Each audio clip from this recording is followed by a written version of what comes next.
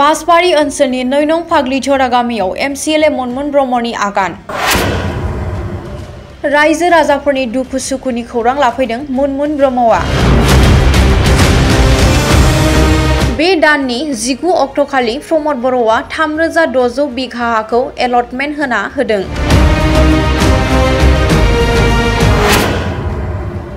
प्रमद बर'आ गाव हारसिङैनो रावनावबो सोङागारा आदानि कम्पानिनो बिटिसिनि रायजो राजाफोरनि हाखौ फानदों। थांनाय 2003 मायथाइनि बिटिसि गोरोबथानिफ्रायनो बे हानि बिगोमाया जाबाय जों रायजो राजा। बै समाव रामदेबनो हा हगारनाया गासैबो एमसिएलएफोरखौ लानानै जयै सावरायनानैसो हगारनाय जादोंमोन। जेब्लानो गोसो अब्लानो लाफिनगोन होननानै रोखायै लिरनाय दङ। नाथाय जों एलटमेन्ट होनानै फाननानै जायाखै।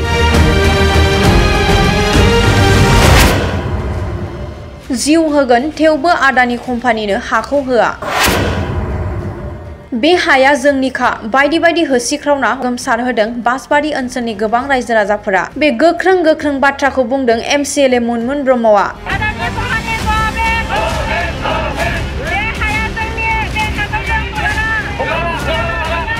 पर्बतझरा बियाबनि एमसिएलए मनमोन ब्रह्मआ पर्बतझरानि बासबारि ओनसोलाव आदानि कम्पानिया हा लानो नागिरनाय हाखौ नायगिदिंफैना गोथौ दुखु मोननाय फोरमायदों।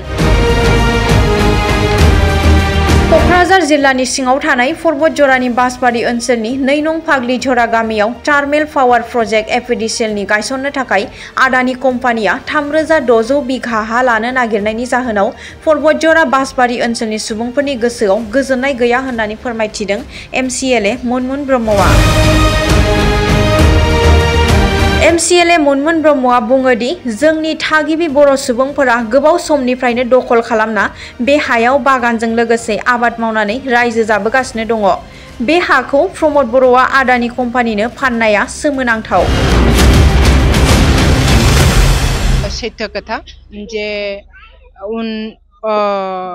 17 तारिखनिफ्राय थांनाय 17 एप्रिल दाननि 17 तारिखनिफ्राय फैयै दिनैसिम बे ओनसोलाव रायजो राजाफ्रा ओंखाम खहाबा दै खहाबा जानानै दङ। खारन प्रमद बर' सरकारा इतिमध्य बे ओनसोलनि गोबां रायजोआ लोब्बा लाखिनानै संसार जानायनि हा हु बिथांमोननि मोनथायखौ अधिकारखौ बन्चित खालामनो नागिरदों। मैया जोङो मिन्थिनो मोननाय बादिब्ला गभर्नमेन्ट रेकर्ड मैया सार्कोल अफिसनिफ्राय जोङो मोनसे रेकर्ड जोङो मोनसे डकुमेन्ट जोङो मोननो हादों। बे डकुमेन्ट मथेबा अलरेडि 19 तारिखआव आफ्टार बिटिसि एसेम्बलि 19 तारिखआव 3500 बिघा हाखौ प्रमद बर'आ प्राइभेट कम्पानि नो हगारनानै होदों। जोंनि बिटिसिनि नङै कम्पानिनो हगारनानै होदों, एलटमेन्ट होनानै होदों। दा बेनि थाखाय आङो दिनै रायजो राजाफ्रा जिहेतु बे हाखौ कुनु पद्धै होनो हाया, बे हायाव जोंहा भबिष्यत दङ, बे हायाव जोंहा मोनथाय दङ, जोंनि अधिकार दङ। 2003 नि सुक्ति मथे बे हानि कमप्लिट बिगोमाया जों रायजो राजा। जों बाहाय आबाद खेथि इत्यादि खालामनानै बे ओनसोलनि हाग्राखौ बेंनानै जोङो रायजो जानो मोननायनि अधिकार जोंहा दङ। बे हाखौ जोङो कुनु पद्धै प्राइभेट कम्पानिनो जों हगारनो हाया। प्रमद बर'आ जेब्लानो गोसो एब्लानो जोंनि बिटिसिनि हाखौ प्राइभेट कम्पानि आरो बाहेरानि कम्पानिनो फाननो हाया। हाजार बिघा फाननो जाहाथे दावगायथों बेखौ जों बिथांमोनहा हसिख्रावनायनि जरियते हुसियार खालामगासिनो दं, आन्दलन खालामगासिनो दङ। बे आन्दलनखौ खबर लाफानो आं फैदों। जोबोद आनफर्चुनेट 3500 हाखौ प्रमद बर'आ अलरेडि एलटमेन्ट होनानै होदों। बियो जोबोद दुखुनांथाव आरो जोंनि बिटिसि बासि रायजोनि थाखाय जोबोद गोख्रोंथाव। दिनै बे जाथाया खालि जोंनि पर्बतझरानि फाग्लिझरा ओनसोलावल' जागोन होननानै जोङो माबा खालामा। बे हाया बेबादि जाथाया भबिष्यते सारा बिटिसिखौ फाननानै जानायनि टेन्डेन्सि हिसाबै थांगासिनो दङ लानानै थांगासिनो दङ बहुत आनफर्चुनेट जाहाथे बेनो लास्ट आरो फार्स्ट जाथों बेनि बादै आरो बेनि उनाव जाहाथे बेबायदि खामानि रायजोनि बिरोधि आरो जोंनि बिटिसि खौ फाननानै जानायनि खामानि जाहाथे प्रमदआ आगान सुरनो दाहाथों बेनि थाखाय नैबे फाग्लिजरानि रायजो राजाफ्रा प्रमद बर'खौ सोंखारिदों आङो बिथांमोननि बे सोंखारिनायाव आंबो लोब्बा लाखिफैनो हानानै बिथांमोननि बे दुखु समाव आङो बिथांमोनजों सहযোगिता होफैनो हानानै आङो गावखौनो जोबोद गोजोननाय मोनदों सान्थि मोनदों आं 17 थारिखनि फ्रायनो आंबो बिथांमोनहा जेरै असान्ति 17 थारिखआव जेब्ला आदानि कम्पानिया बे हाखौ नायबिजिरफैदोंमोन